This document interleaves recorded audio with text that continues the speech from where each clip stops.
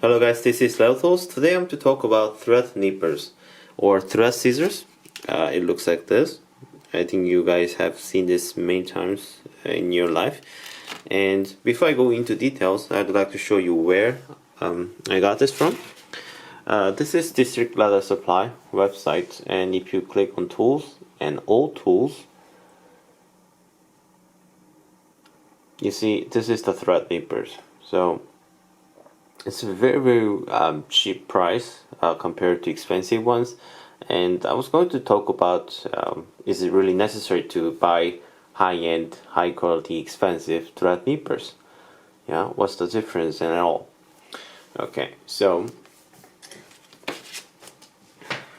this is probably the cheapest you ever could buy. Okay, so the package looks like this. It says Golden Eagle, great, nice.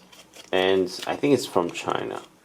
Yeah, and if you see, the body is a plastic, so it has a plastic handle. This is plastic. There's a springy feel to it, and there's a steel blade. Has a black coating, and there's a edge on both sides like this. I'm left-handed, so I use thread nippers on my left hand, and most of the people use thread nippers in different way, and there's no wrong way and there's no right way, I should say, because everyone uses it without a problem, so I guess that's okay. But there is a way that you should use thread nippers, and actually it's this. Okay, so if it's right-handed, it should be is like this. Okay, so what you're doing is this. Okay, this is how you should use the thread nippers. Okay, not like this. And does the grip matters? Yeah, it matters. If you do it like this, it cuts. It surely cuts, but then you need more power, and this cutting feeling doesn't really. It's better to cut it this way because there are a lot of more forces and it's more easier to control. So I want to show you in a minute how you exactly you should use, but I want to just talk about in general about this thing. In Japanese, this is called nigiri basami. It's basically it means scissor, but basami is a scissor, but it's a very small scissors. And these kind of things are used in many different industry, film makers, or fabric makers, or leather workers like us. And it has different shapes, and it depends on which region it was made from, which industry it was intended used to. So one could have longer blade on the Kansai region, on the west side of the Japan. They have a longer blade and more of like a doll-shaped tip, and more Japanese style. I mean, the east side has this more pointed tip. But it's not always the case. It's more complicated tradition, and it's more of a style. And in purposes, it has a different shape blade. Some has a longer, one side longer and one side short. And there's a lot of kinds, okay? A lot of sizes too. And like Japanese leather knife, they also have white steel and blue steel. And it does, and some like really traditional blacksmith shops, they handmade it entirely in the house, so it could cost 100 or even 200 US dollars. It's really handmade scissors. And if it's high-end steel, so for example, if it's super blue steel or blue steel, it stays sharp longer time, so it cuts more thread. So for example, if this cheap scissors cuts 500 cuts, let's say blue full steel or super blue steel will cut 1000 or 1500 times. Okay, now the problem is, unlike Japanese knives, it's really hard to sharpen nigiri basamis.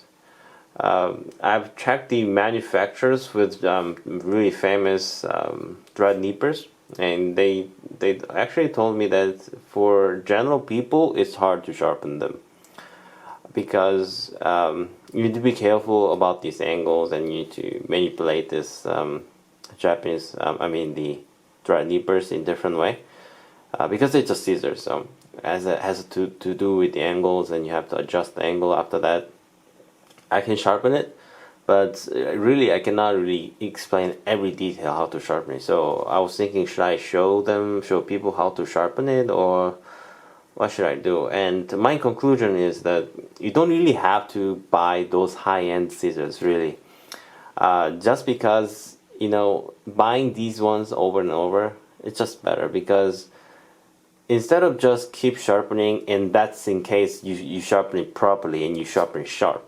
I know you guys have that try to sharpen Japanese silver knife, and it never became sharp. And so that's a problem. So even if I show you how to sharpen the scissors, you might end up with the bad results. So you will end up losing your time, and stone prices are pretty high, so you'll end up wasting a lot of money. So my conclusion is that just buy cheap ones and over, then you dispose the old ones. The thread nipper has to be really sharp. If it's not sharp, it's really hard to cut the thread, because the thread will just go between the blades, and then the end result for the thread is not good. So you need to use thread nippers, sharp thread nippers every time. Okay, you need sharp thread nippers for sure. So just buy the cheap ones. You don't need to go for expensive ones. That's my opinion. Okay, of course, if you are trying to looking into more of the crafty feeling, that you're buying more than thread nippers. You're not. It's more than thread scissors. It's a whole craftsmanship that goes into these small scissors. If you buy high-end ones, you'll feel the quality, because it has a weight and has a better finishes, and all these details are so well crafted and well adjusted. So fine blacksmithing. Even these scissors are really small, and these kind of scissors, like high-end ones, I'm talking about high-end ones, those are cost as much as big scissors like tailing scissors, because all these details are then done as the same, but then as all these hours adjustments might take even longer than big ones. So it's like buying a Swiss-made watch, handmade Swiss-made watch, could be much more expensive than regular G-Shock. Okay, so it's more than like other watches available on the market. So small scissors could be even harder to make. Okay, so don't judge just the price, but depending on the size. Okay, now I will show you how you usually use this thread scissors. Now you use it when you end your stitch. You need to burn them, and you need to glue the stitch. You have to cut thread, and you need to get thread from the spool. You need to cut the thread. Now a lot of people will cut it like this, like this, just like this, and then like this. Okay, but then it has to be done this way. Okay, so now this is a thin thread. It doesn't really that much, but then it's more well fine controlled in this way. Okay,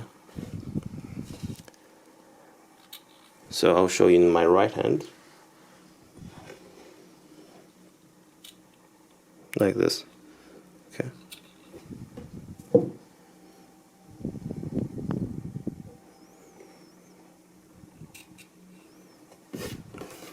so that's why there's two different sizes for different hand sizes, and or even more sizes. And this is even thicker thread. This is a woven thread. I think it's 1.2 mil.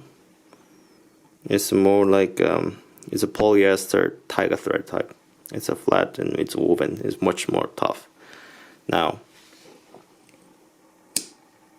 did you hear the sound? I didn't do anything, but there's always like this, like hard cuts. Okay, but if you cut it like this,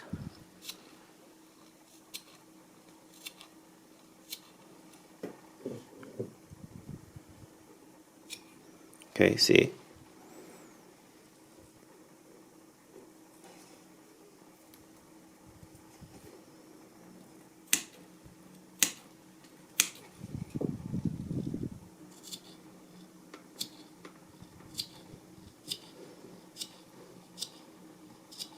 It's more subtle cuts, okay?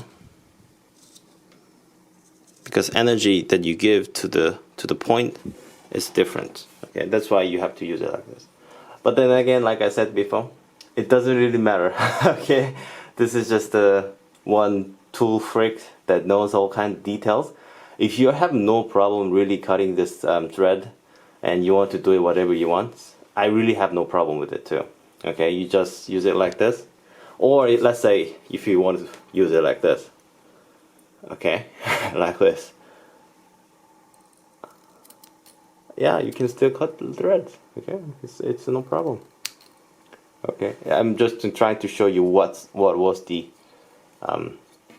like, how should I say, traditional way of using this scissors. Yeah, that's it. So I just want to try to inform you guys about this, and that's it. So if you like this video, please give me a thumbs up, and if you haven't subscribed to my channel, please subscribe. I have done many more videos in the past, so you can try to go and check out, and I have more videos coming in the future. And I hope you guys have a great day today, and I will see you guys in the next video. Bye bye.